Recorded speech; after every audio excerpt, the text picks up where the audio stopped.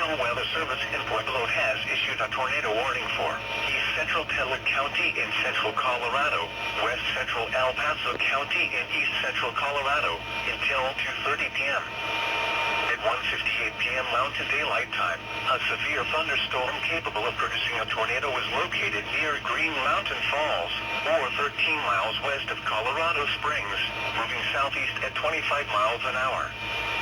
Hazard, tornado and quarter-size hail. Source, radar indicated rotation. Impact, flying debris will be dangerous to those caught without shelter. Mobile homes will be damaged or destroyed.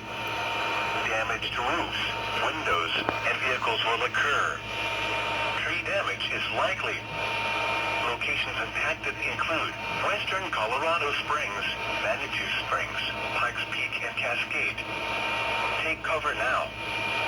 Move to a basement or an interior room on the lowest floor of a sturdy building. Avoid windows. If you are outdoors, in a mobile home, or in a vehicle, move to the closest substantial shelter and protect yourself from flying debris.